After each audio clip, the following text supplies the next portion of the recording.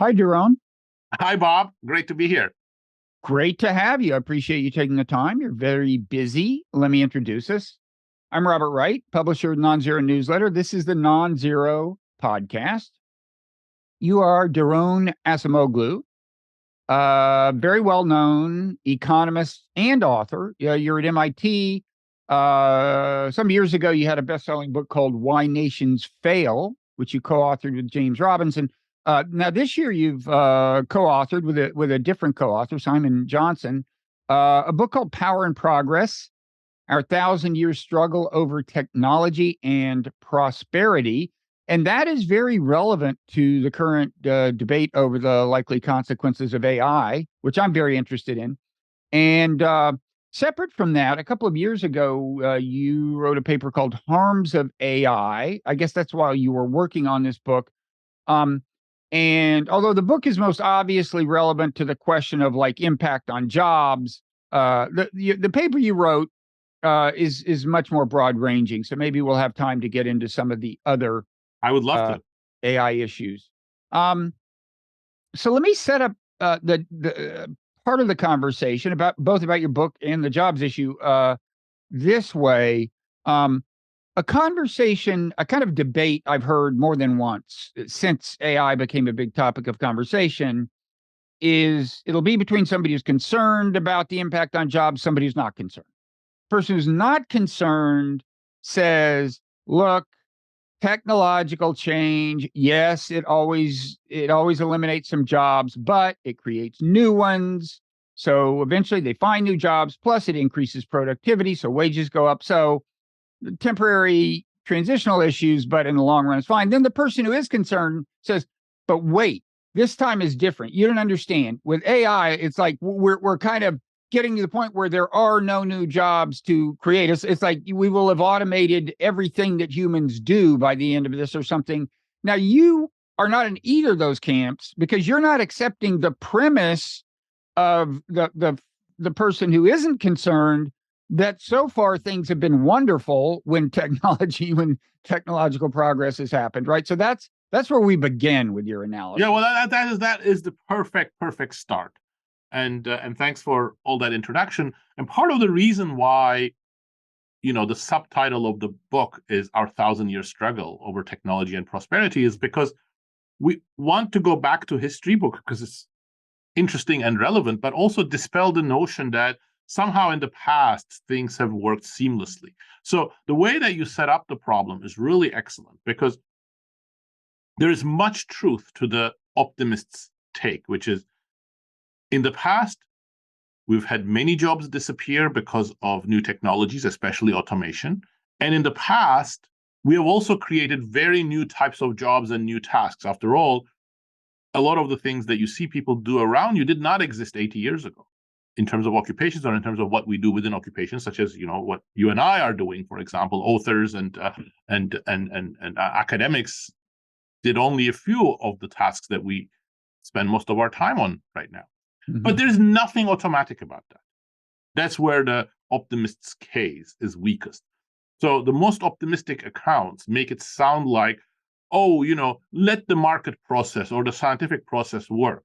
And automatically, eventually, inexorably, things are going to work out because we're going to create new jobs, etc. But if you look at history, first, there is nothing automatic about using technology in a more pro-worker way.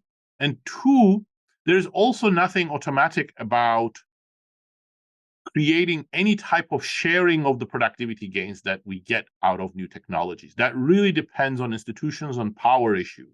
And it really depends on what sort of priorities we have in the business world, in the scientific world, in the tech world. Okay.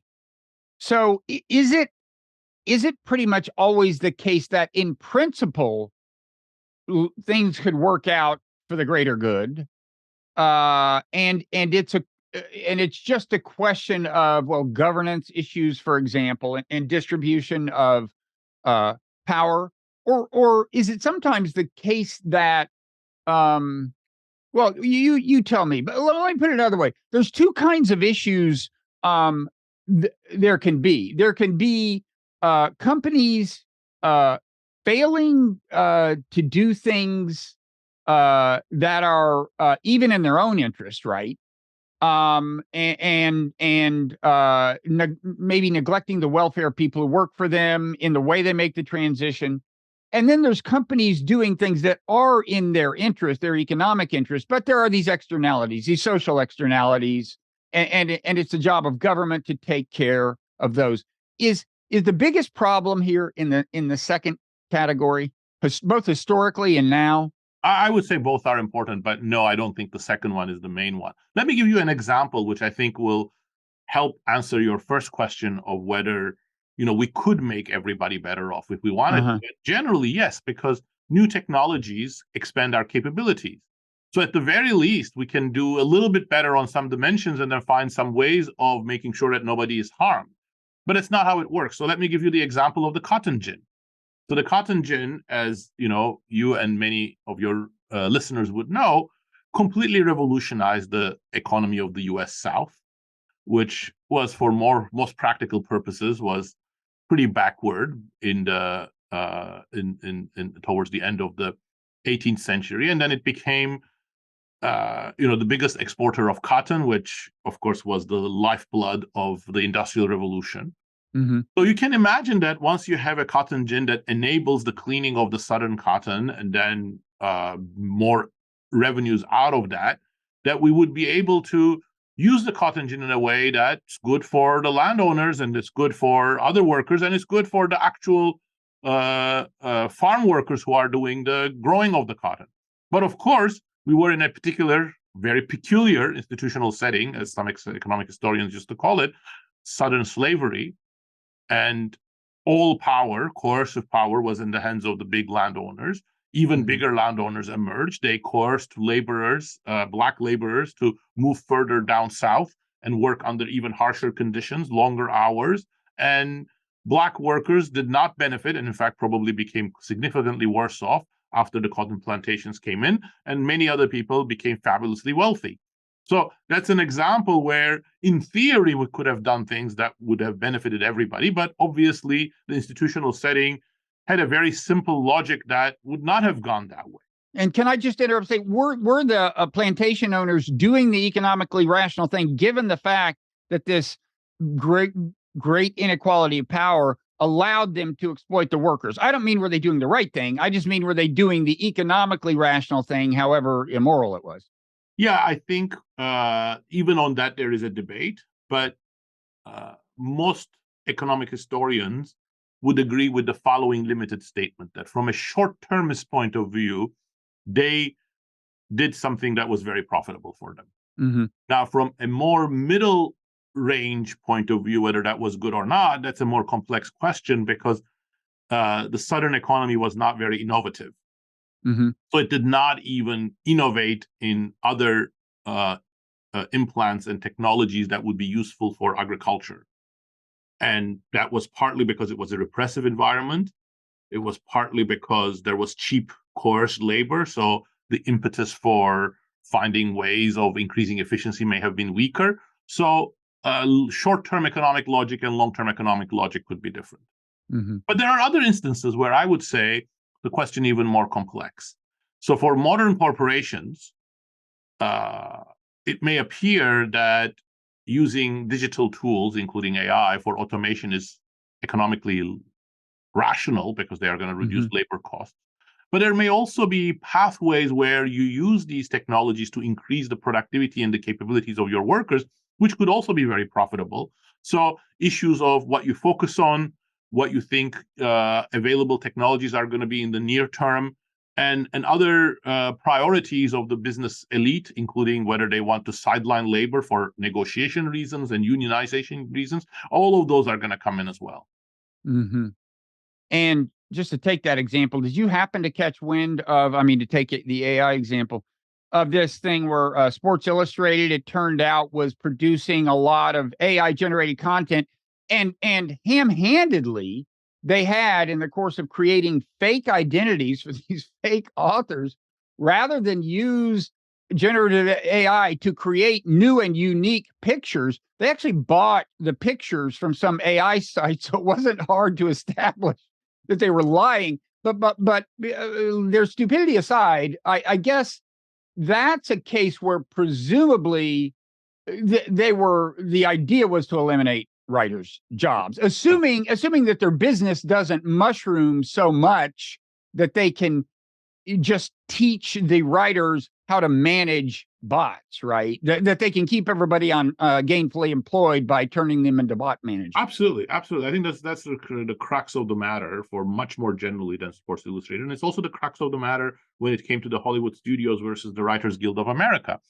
The key issue, I mean, there were other issues, but to me, the most important issue, and the one that I think is going to be very defining for the next several decades in many knowledge industries, is that the WGA put the spotlight on the following question.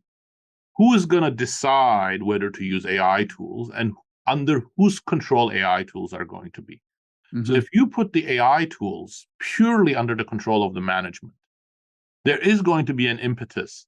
There's going to be a tendency for them to sideline artists and writers and workers.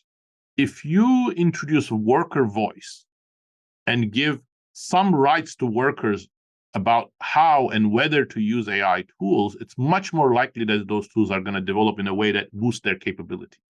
Mm-hmm. And, generative AI is a nascent technology. Ignore the hype.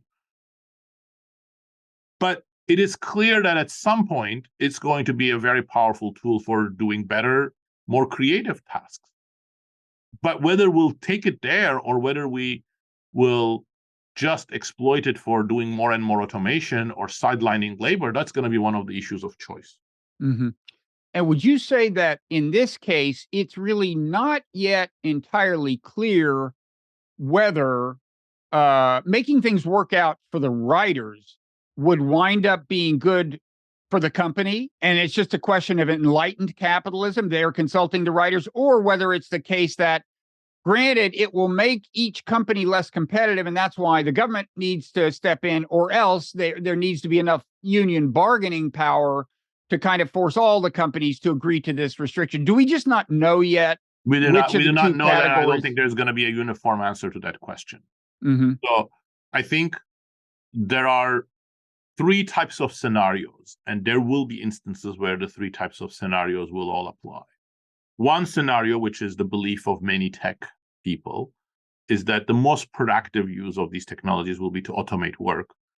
And it's a pity or a good thing depending on your viewpoint that will sideline labor, but it's inevitable. That's the right way to use. There will be some industries where that's the case. Today, nobody would think of going back to the times where spinning and weaving are done by hand. Second type of companies and second type of business will be such that actually, if we found a way of using these tools to create new tasks, more sophisticated decision-making, more creative work for workers, companies would benefit even more than automation. Mm-hmm. So that's the rare win-win. I think there are cases like that. And then there is the third one, which is an intermediate case, where from the point of view of all of the stakeholders, efficiency and effectiveness would be higher if we use the tools in a more pro-worker way. But it would also increase wages sufficiently that shareholders don't quite benefit enough. And in that third case, some sort of government action in terms of tax policy or union voice could be very useful. In the second case, it's a coordination issue. Even in that case, the market may get it wrong, that I have an option to do something that's a win-win, but I may still end up doing the lose-lose one. That's the non-zero issues come in there. Mm-hmm. Like that. Okay. And in explaining why sometimes it's naive to think that a growth in productivity, a technologically driven growth in productivity, will work out for the benefit of the workers, you emphasize the distinction between average productivity and marginal productivity. That is to say, between the company, the change in the company's average output per worker, and what the output is going to be from the next worker they hire. That's the marginal. That's where it matters. They're making a decision about whether to hire another person. Now, that's not intuitively obvious. Can you, with an example, either from history or from the era of AI, kind of explain what you mean? Yeah. I mean, that's critical. And it's generally when I write books for a broad audience, I try to stay away from jargon. But this was an important one because it's important because it should be obvious to economists, but economists get this wrong.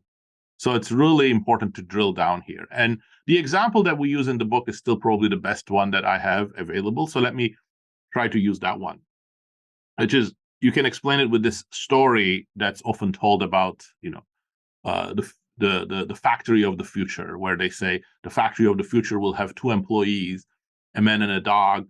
The man is there to feed the dog, and the dog is there to make sure that the man doesn't touch the equipment. Okay, that's somebody's utopia, somebody's dystopia, fine, whatever it is. But imagine that we're going towards that type of factory. Mm-hmm. Average productivity, meaning total output divided by the one employee, or if you want to add the dog, by the two employees, is huge. And the better equipment we put, it's going to get huger and huger.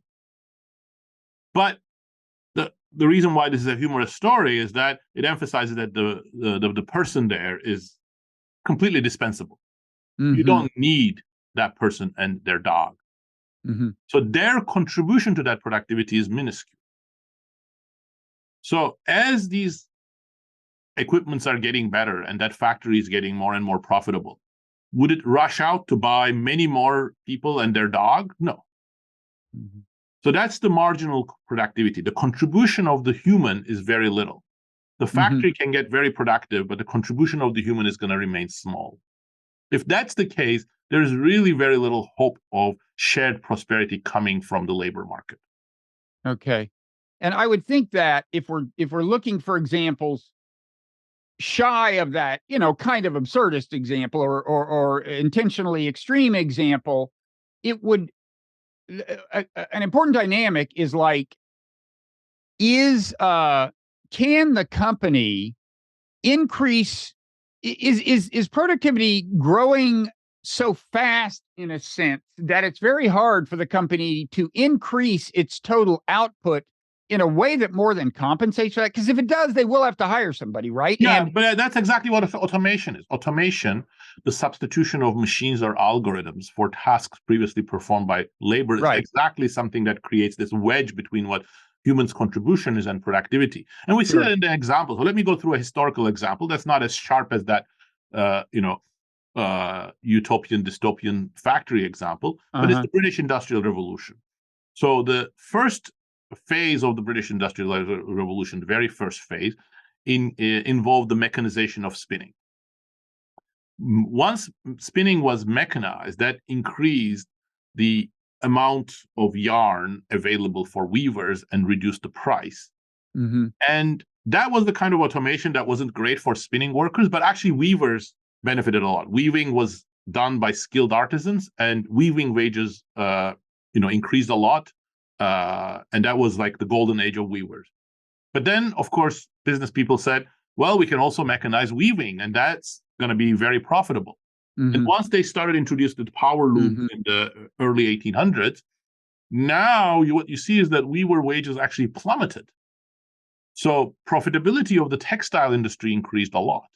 Mm-hmm. But weavers, suffered mightily, both because there were fewer of the independent weavers left, and the weaving workers that were put in together with the power looms were getting 30-40% lower wages than what they used to in the putting out system. Yeah. So the first wave of automation created a new kind of job that allowed employers to hire new, very high productivity workers who therefore got high wages. But that can't be guaranteed. And to get back to the Sports Illustrated example, and to try to convey maybe a little more clearly than I managed to convey it, what I kind of meant is like, so Sports Illustrated greatly increases the productivity of the workers it needs to manage the bots. Yes. But On the other hand, it doesn't need any new writers. Now, one can imagine a world, this was the point, in which this so enables them to outcompete the competition that they start selling, 500 times as many magazines as before, or whatever they sell in the digital world.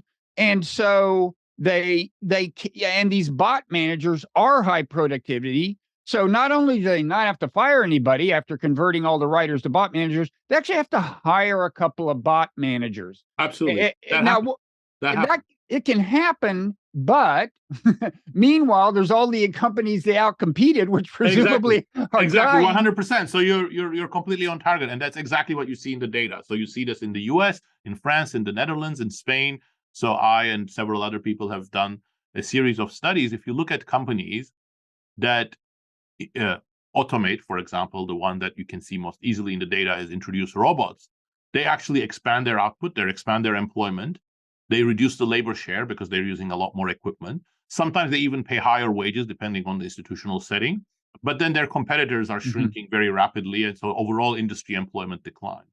So the fallacy of just looking at a very successful company is that you're not seeing what's going on in the broader ecosystem. So in the US, the best example is, you can say, oh, you look, automation is so great. Amazon has been at the forefront of automation, and they have become a huge employer, expanding their employment. So that shows that automation is good for employment. But look at what happened to Amazon competitors, both mom and pop stores and other retailers that have just been wiped out. Yeah. And also there's the question of does any given industry face a limit in the amount of value it can create? I mean, there's only so much time you can only read about 16 hours a day, any given person. So the total number of media consumption that can happen is fixed. Yeah. Whereas you can create more and more technology packed cars, and eventually they're giving you massages while you drive and so on. But most industries aren't like that, right? Yeah. I mean, the issues are more complex because sometimes the industry itself can expand, sometimes complementary industries can expand. So, for example, again, going to the Industrial Revolution, in the second phase of the Industrial Revolution, where wages started increasing, one of the key sectors of the economy was railways and transport. And of course, railways did displace some less efficient ways of transporting goods and people, but they were so much more productive and they were so critical for the rest of the economy that a lot of other industries that were linked to railways started booming. So that included companies or industries supplying inputs such as rails, steel, iron, and wood to railways, and also those that depended on the cheap transport services. So those linkages are going to be important as well. But let me actually point out one thing, which is sort of interesting and important, but somewhat controversial. All of the discussion that we've had applies when automation and digital technologies increase productivity. So all of the concerns are there. And everybody expects that they have been a big booster of productivity, but you don't see it in the national statistics. The age of the digital age has been one of very slow productivity by historical standards. So if you look at the US economy, for example, the standard measure that economists use for sort of gauging how much productivity is growing, the total factor productivity measure, it used to grow about 2.5% a year, for even sometimes faster in the 50s, 60s, 70s.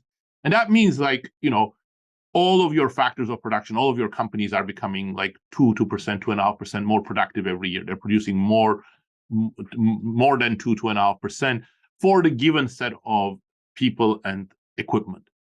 So that number is 0.5% throughout the 80s, 90s, 2000s, and even today. So we're really not seeing the benefits of the digital age. Now, some people would say that's because you have a big measurement problem. You're not giving credit for all the amazing things that you get from your cell phone, such as Instagram and TikTok. Okay, fine. I'm being humorous there. But I think there are limits to how much you can push that measurement story. But the more likely interpretation to me is that we have these amazing tools, but we're not using them well. We're not actually getting all the productivity dividends that we should be getting. And that is also, so if you're using 1980 as a kind of demarcation point, that's also the point after which income inequality starts to grow, right? Explode, yes. And these two things are related, presumably. Absolutely, 100%. That's the central theme of my book with Simon Johnson. So, if you go back to the 19th century, in the second half of the 19th century, you say the Industrial Revolution did finally begin to have more broadly positive effects for workers. I mean, one obvious reason springs to mind. After the Civil War, it was harder to exploit Black workers in the South, at least somewhat harder. But there were other things going on, right? What were some of the institutional changes that helped? Well, I think the British economy is a better place to look at because exactly the slavery issue is not there, and they were at the frontier well into the second half of the 19th century, and there are two sets of really transformative changes happening in the British economy. One of them is about the distribution of power. Who has power, and what are the constraints on how that power is exercised? In the well into 1850s, Britain is dominated by a narrow oligarchy aristocracy. About 2% of the overall population has the vote, or less than 10% of the adult population has the vote. Trade union activity, any type of collective bargaining, is heavily prosecuted. There are all these laws that are so disadvantageous for workers, including things that are called master and servant acts, which make it illegal for a worker to even quit their employer. You can be prosecuted, you can go to jail for leaving your employer. So it creates an environment in which workers have no voice, no power. So that starts changing. Democratization, union recognitions, unions started bargaining on regulation of work and wages, masters and servant acts are abolished. So all sorts of changes. But second, as I was trying to hint with the railways versus the weaving machines, there is more emphasis on using technologies in ways that increase worker productivity and often actually create more meaningful and work that includes a lot more human agency and human skill and expertise. And that's really critical for this contribution of workers to the production process, which then translates into higher earnings. Okay. So what happened in the second half of the 19th century is related to the thesis of your other book, your earlier book, Why Nations Fail, right? Which is Absolutely. about the importance of kind of broadly inclusive institutions in generating not just inequality, but also in generating aggregate wealth, right? No, absolutely. And then now coming back to the 1980, inequality is very closely related to these things, because when you are just in the business of automation is often going to target very specific groups of workers. And in recent history, it has targeted blue-collar workers, and it has targeted some clerical jobs. So those groups then lose out. In the United States, it's actually a remarkable fact that workers who used to do blue-collar jobs, for example, workers without a college degree, 4-year college degree, have actually been losing in terms of real earnings, while workers with postgraduate degrees have been doing very well and increasing their earnings at a very fast pace. So the effects of automation are very uneven. They really fall on the shoulders of some groups of workers, and that becomes a very potent source of inequality. Okay. And of course, then capital owners gain at the expense of labor as a whole, yet another source of inequality. Okay. I think I may have misspoken and suggested that inclusive institutions are conducive to inequality, but yeah, you meant equality. Yes, I know. Yeah, it's the opposite. Yeah. So to bring this up to back to the present day. So again, I mean, your part of your point is that first hypothetical debater I started the conversation with saying, look, the default condition is things work out great. You're saying, no, that's not the default condition. Two things have to happen for things to work out great. One is that corporations need to be, I guess, rationally self-interested, even in the long term. They need to be enlightened in the broadest sense, pursue their own interests in an enlightened way in the broadest sense, but also need to be these ancillary institutions. They can be governmental, they can be non-governmental, they can be non-governmental institutions whose existence is facilitated by the government, like unions. but these are the things you would hope to see. Absolutely. As And I think that second one is really important to unpack a little more. And those institutional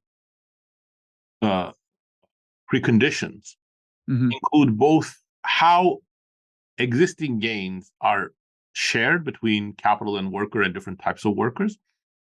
And it also has a first order effect on the direction of technology. How we use and develop AI is going to be the defining choice of our generation. So, and that is a question that's related to power, it's related to institutions, it's related to ideology. I think all of these issues become really completely supercharged in the presence of AI. Yeah.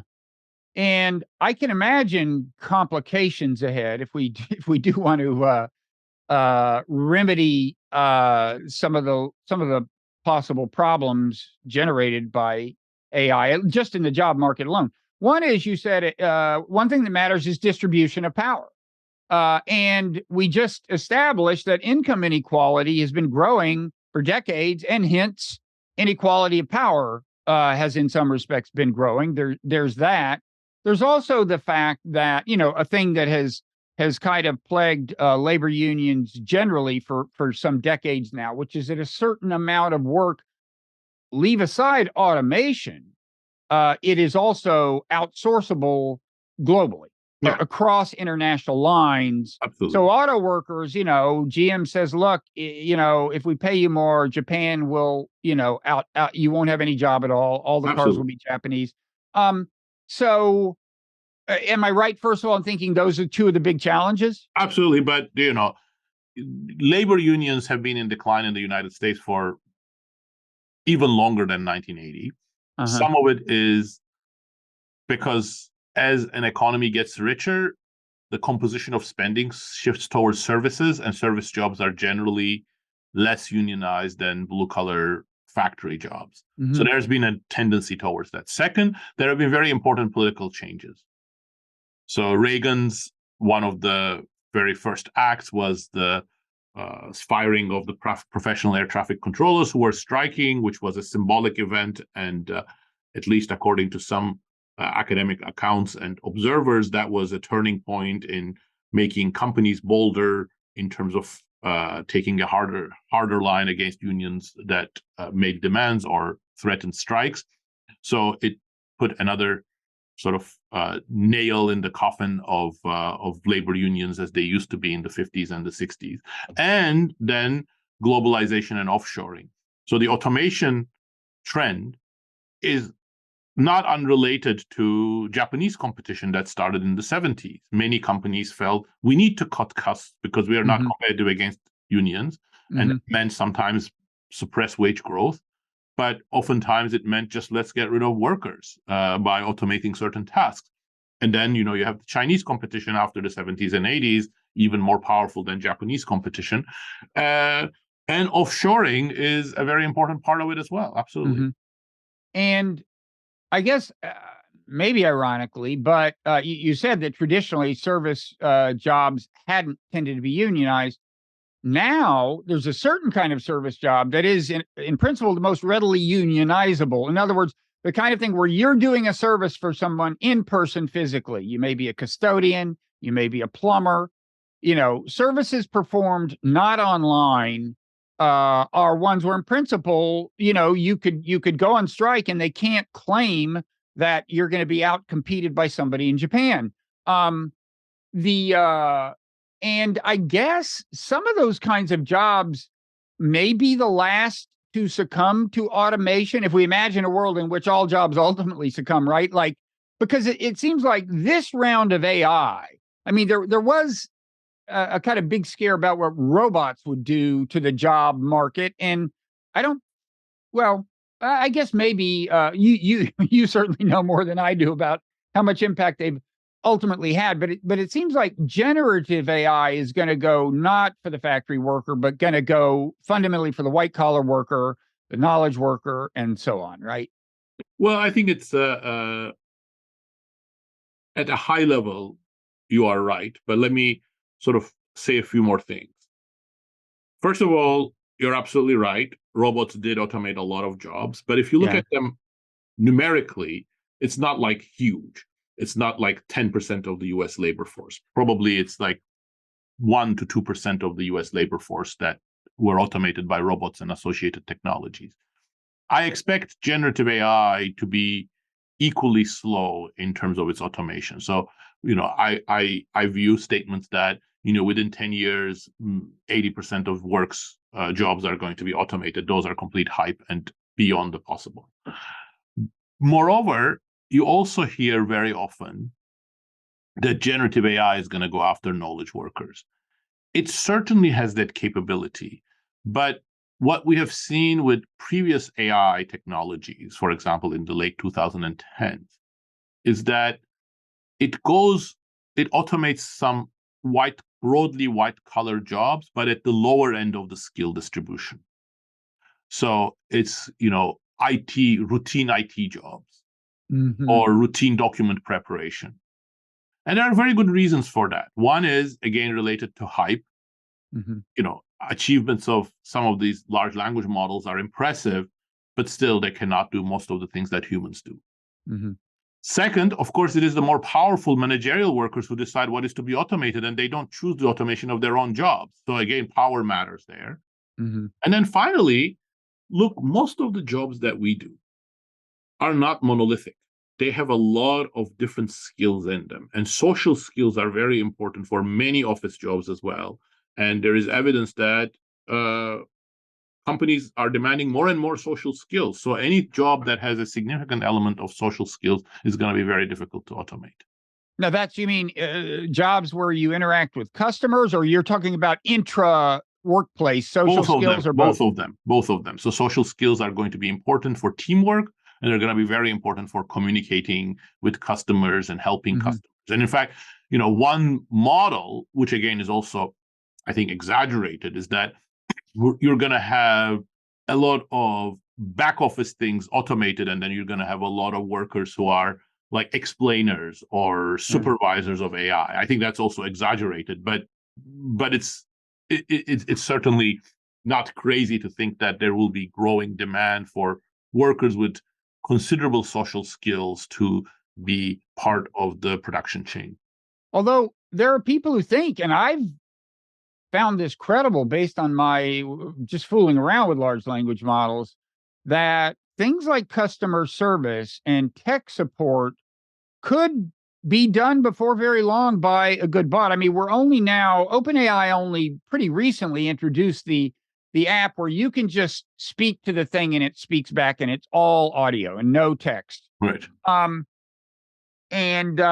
But it doesn't seem crazy to me that those jobs could fall fairly fast. Well, they have. I mean, we have automated a lot of customer service jobs already. Right.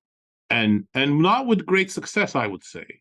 A lot of automated customer service, and I admit your point that it's not using large language models at the moment, so things might change. But a lot of customer service that's automated is pretty low quality. You mean the text chatbots that are so annoying you just never use them? They're annoying, and they cannot solve your problem. Right. You have to wait for actual human, and of course there are very few of them, so there are very long wait times. And some of it is also transferring the cost from the company to the customer. So you might think that self-checkout kiosks are super efficient, but what they're doing is that they're actually transferring some of the work from the workers who are helping you check out to the customer himself or herself. Now, perhaps that's okay, because some of the customers were waiting there, and you might as well get to do the work of bagging their own produce. But it's not really efficiency gains. It's just reallocating work, and customer service is a very important element of that as well. Yeah. Well, they might argue that they're saving you time on balance because the cost of replicating the automated things, or I would say the marginal cost of continuing to use them once you've made the investment is so low, whereas the marginal cost of a worker is always the same amount per hour. That's right. The moment we have chatbots that are as versatile, as good at problem solving, as flexible, and as empathetic, because some of them actually you need empathy when you are dealing with customer service, then they can really scale up. But I don't think that's going to be anytime soon. Yeah.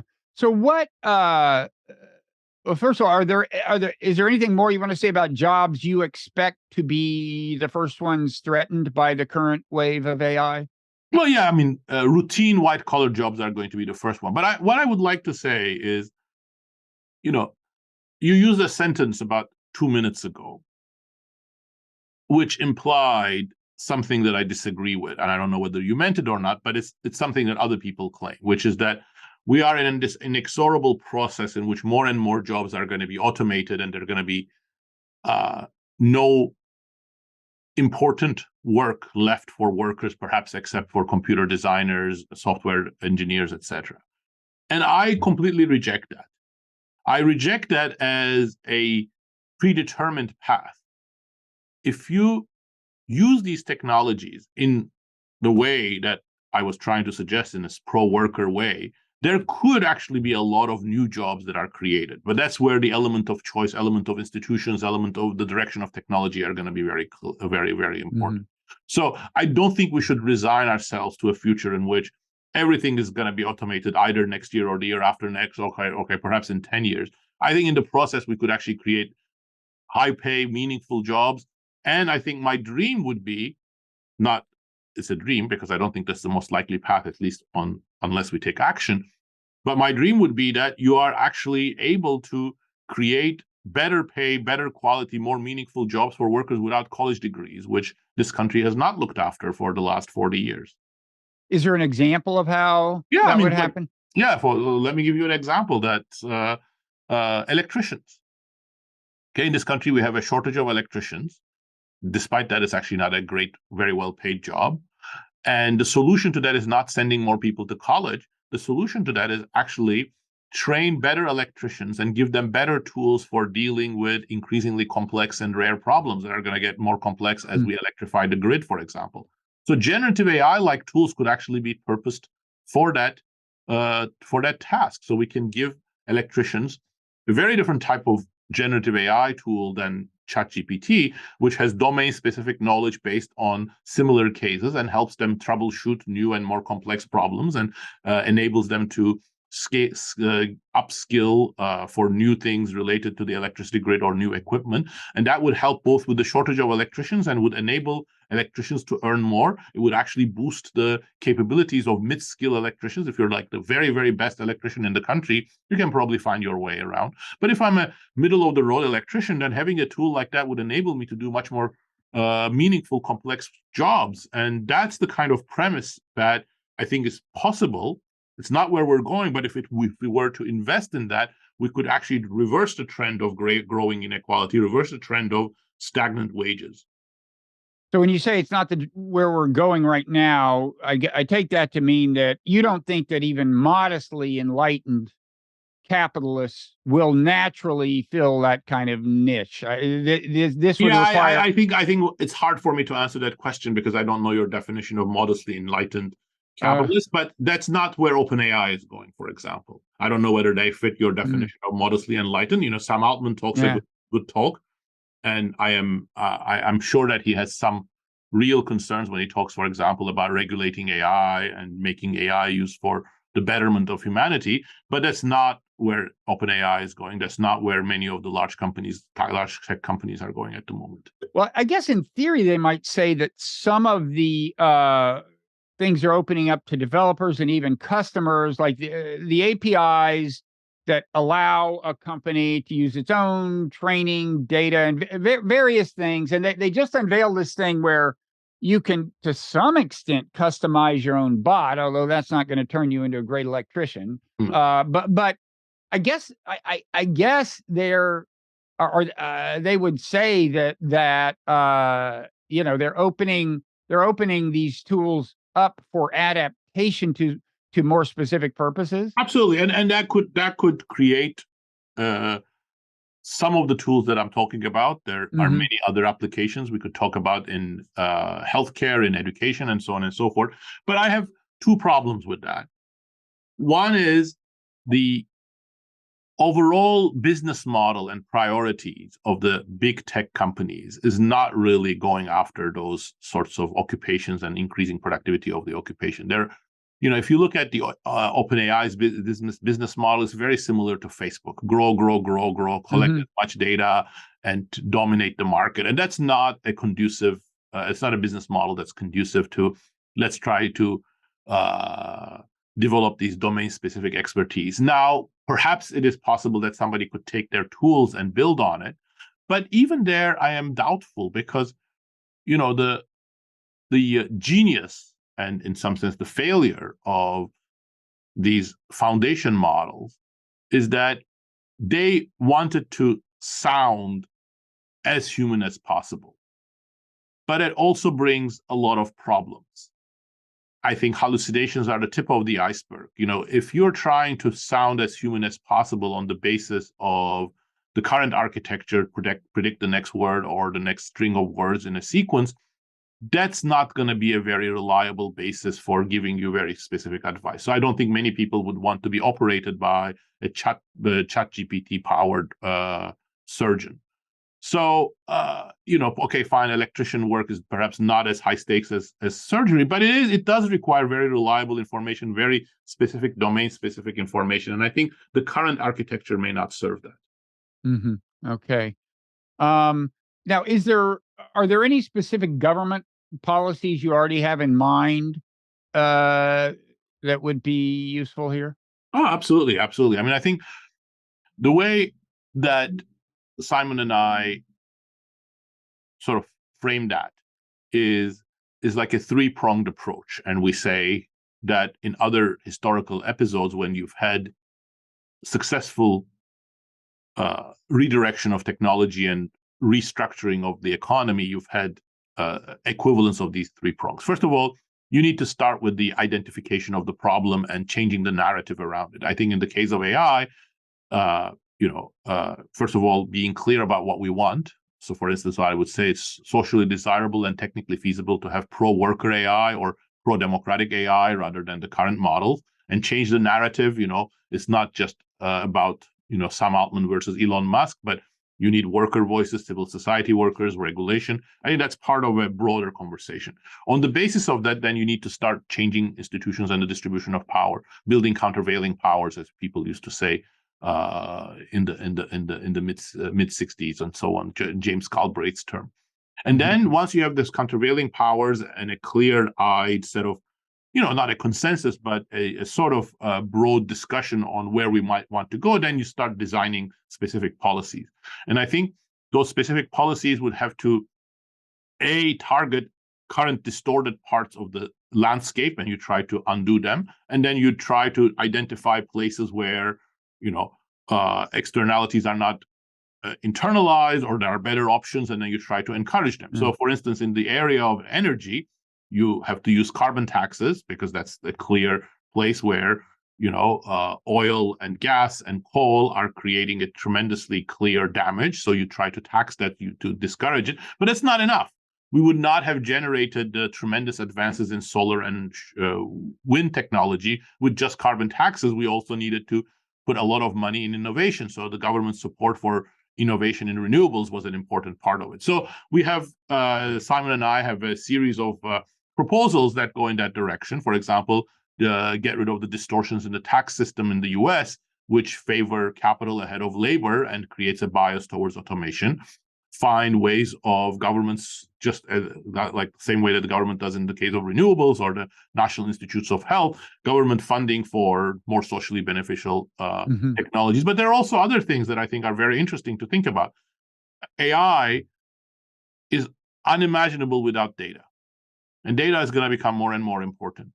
But so that you should think of data as just like labor and capital as a factor of production. But we compensate labor, sometimes not enough, but we compensate labor. We compensate capital very well, thank you. But data is out there to be expropriated by large tech companies. So we should find ways of, having data providers get some of the gains, but also in the process encourage higher quality data. So some sort of data ownership, and that's not going to be private ownership because that wouldn't work for a variety of reasons. So some sort of collective data ownership may be necessary, and that's actually a legislative and government problem, because those kind of markets are not going to emerge by themselves.